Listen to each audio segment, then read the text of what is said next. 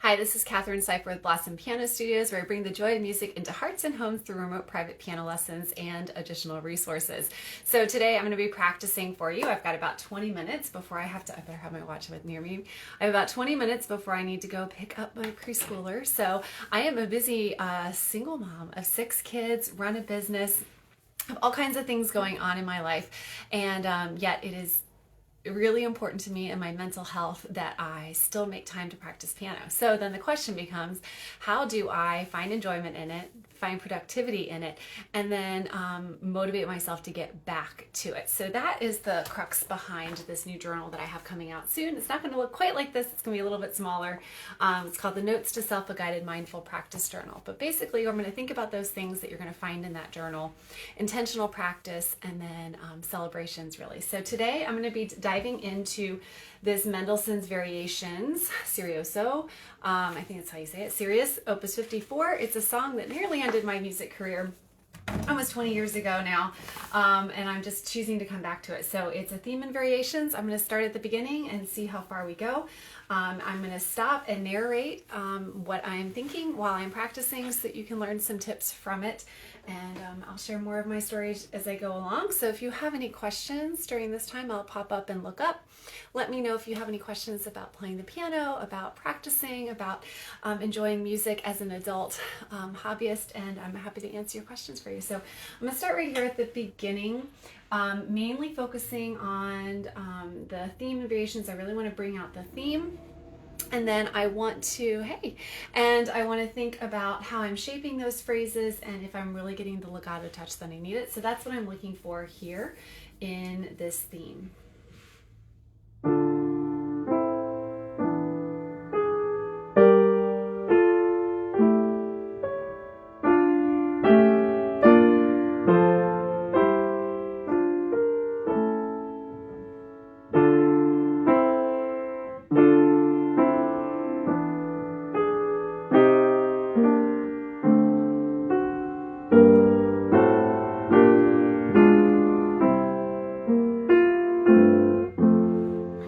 So I don't think there's supposed to be a lot of pedal to this, but I'm kind of filling in the pedal in places where I feel like it's going to be near impossible to achieve the legato that I'm looking for. So I'm going to play around with these little phrases for a little bit and see where I need the pedal, because I don't like the way that bottom note doesn't connect, but there's no way to really connect that more. So I think I'm going to use the pedal on that 8th note to connect that. And again there.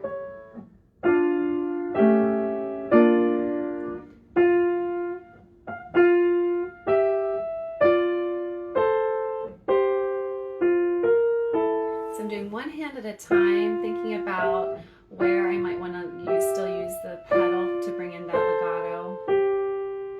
We don't want to overly rely on the pedal to achieve legato when we should be doing it with our hands, but sometimes we really need to bring that other tool to our resources. So I'm trying to really work on these fingerings.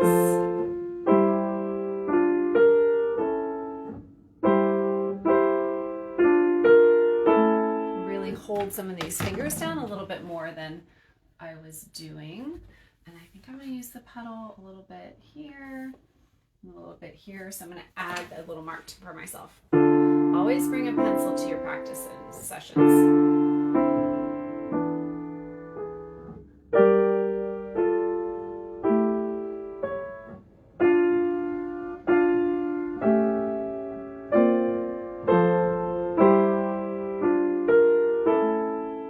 To hold that F longer.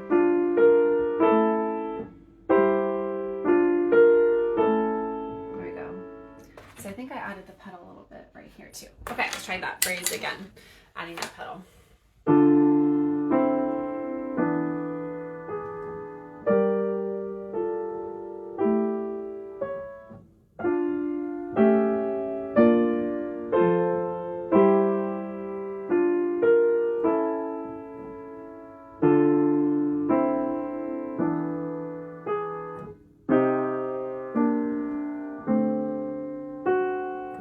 Using that on those, realizing I probably don't have the right audio on here, so let's just see if I can change that. Really real fast so you can hear me talk and hear the music better. Okay, let's see how that does for you guys. Okay, so I'm going to start back on the second, maybe it's more like the fourth phrase. I'm using that pedal in places where I can't legato the bass note.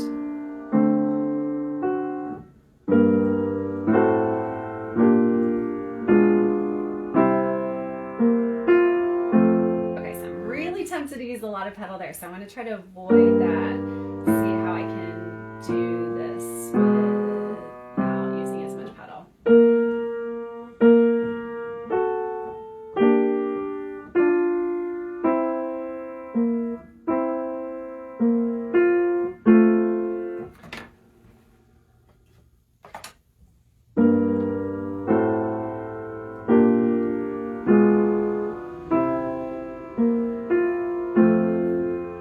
So again, I'm trying to use a little bit less pedal.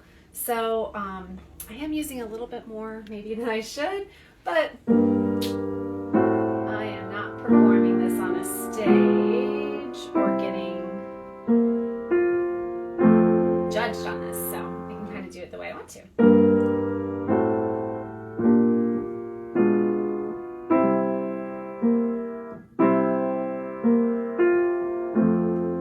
Maybe that works.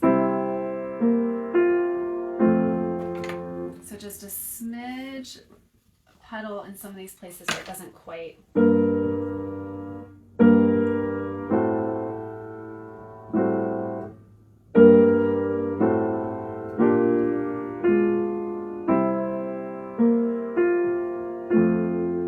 Yeah, that works.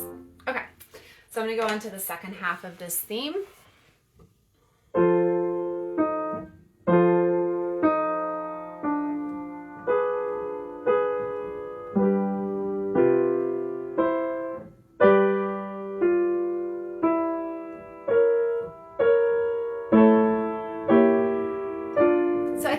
The pedal in these places just to add a little more color where it feels really dry otherwise, just to give it a little bit of life. One thing that I'm doing with some of these fingerings, I don't know if you've noticed, but sometimes when you're trying to legato, it's really challenging to do that. You run out of fingers sometimes with other things that are going. So one way you can kind of create this legato sense is to press the note down with one finger, and then while you're depressing that key, switch to another one. Let me see if I can do it a little bit closer. So an example of that would be playing this with the pinky and then switching to finger 4 while you're there. So that can create this legato effect sometimes when you're running out of other notes. You can do that. So if you'll notice, I'm doing that a fair amount here. So when I start this next section, I'm starting with 1, switching to 5, adding a little pedal there just for texture.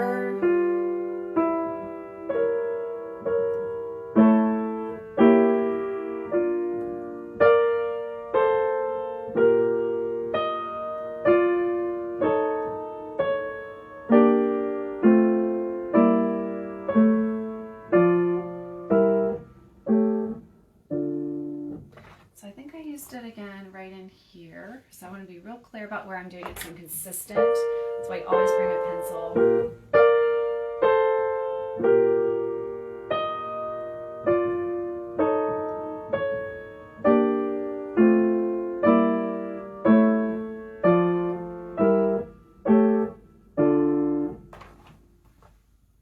Okay, so now I'm going to try the whole thing, see what we think about that. See where I am for time. So I've been practicing it for about 10 minutes right now, and already I feel better about this theme. I have a better sense of where I want to use the pedal. So even in only 10 minutes of practicing, I've gotten a lot accomplished. Maybe I should move that just a little bit that way. Okay.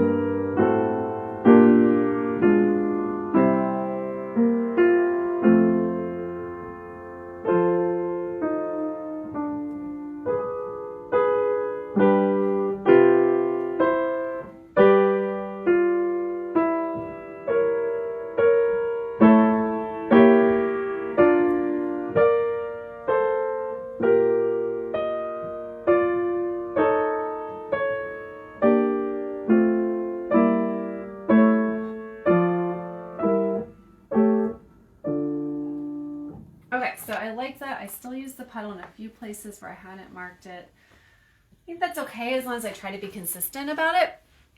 But it was a little too dry. It didn't have as much emotion as I would like to have it. So I'm going to try to give it a little more life. I know I'm trying to be really careful about these things. Let's see if I can bring a little more emotion, more flexibility maybe to the rhythm, a little more rubato, and also just a greater shaping of the phrases on those top notes.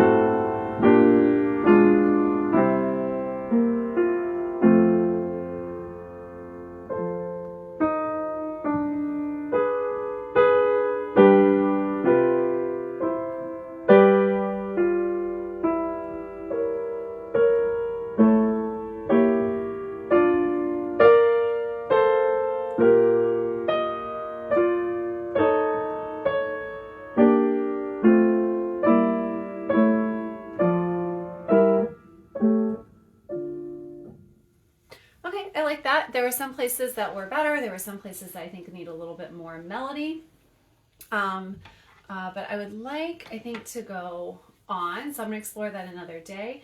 I'm going to go on to the first variation. So this one has moving 16th notes with that same melody on the top. So my goal is to get that melody on the top and to not let the 16th notes overwhelm that melody.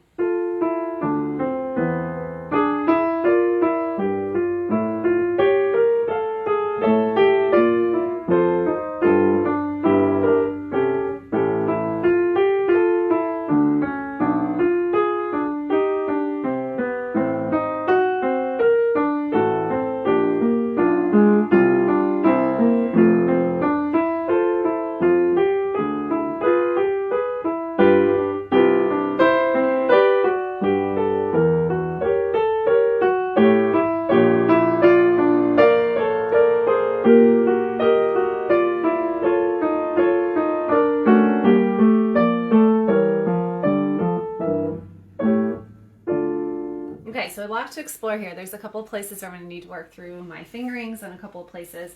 This section's really dry. I need to make sure that these left hand staccato, marcato notes are the same length as I go through, which can be challenging with everything else that's going on in the right hand.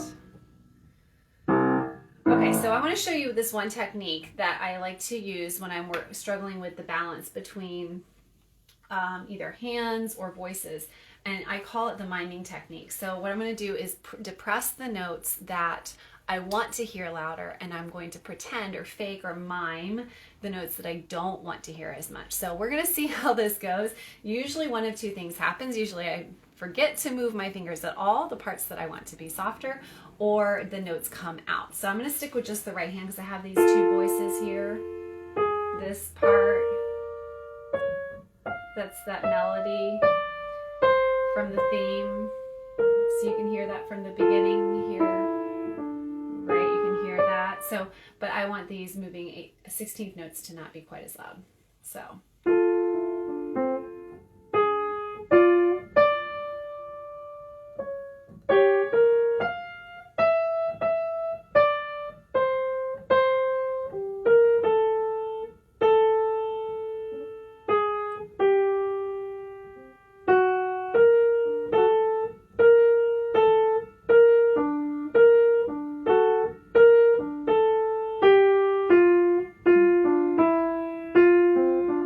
So you can see I definitely played some notes and then forgot to play some things there. Realizing how much, when you go through that, how much that melody is hanging out just on these pinkies and fourth fingers to try to get all those moving notes.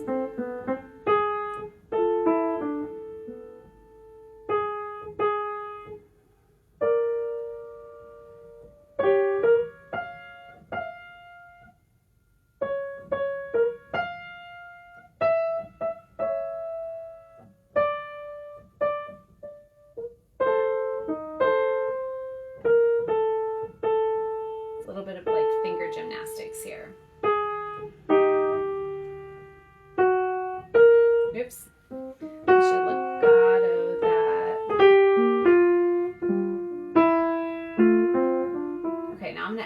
in and see if that voice is softer for me now.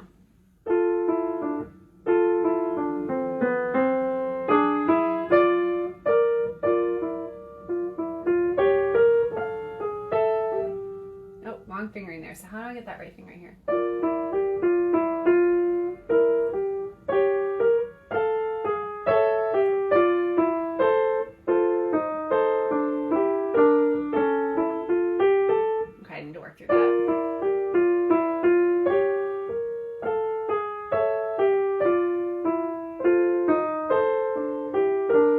So it's a lot of crossover with the second finger going over the first finger here while maintaining that stretch for those higher notes. But it's basically a 1-2, 1-2 pattern there. So I need to just stick to what's written on the page, which I was not doing.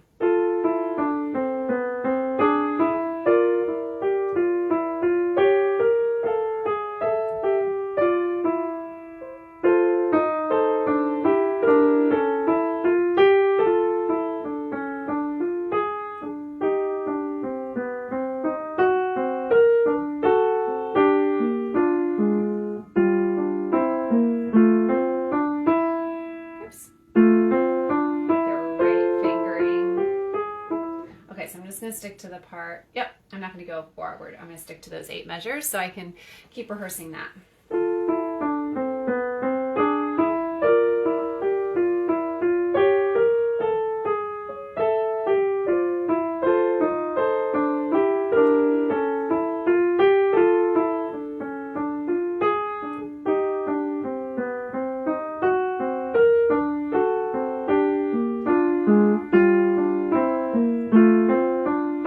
See if I can maintain that while adding that left hand and also not speeding up too fast. So if we're going about, so each of these variations can have a slightly different tempo, I think, but I don't want to go too fast.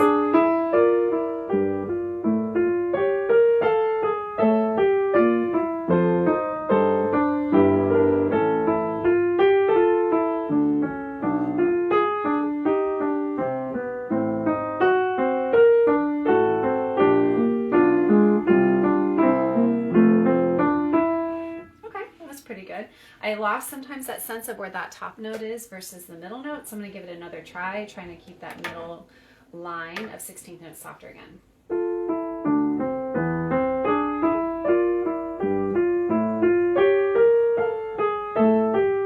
Oh, that's not right fingering.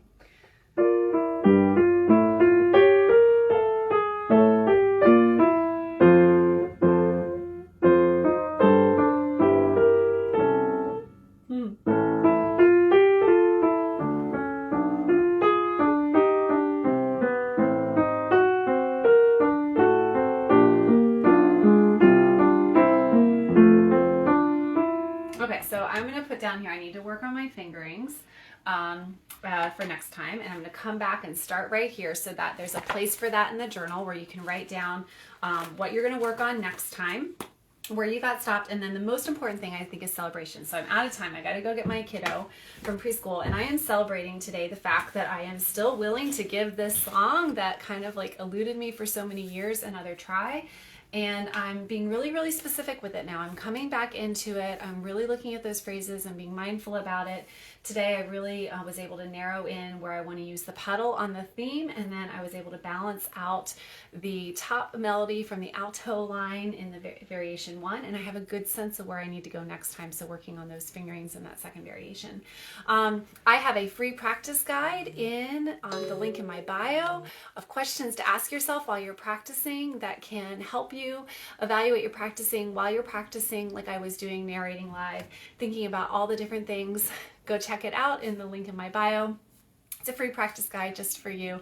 And if you are looking for a private piano instructor to help you virtually learn the piece of your dreams, just send me a message, find my website, and I'd be happy to chat with you about what that process looks like. Have a great day.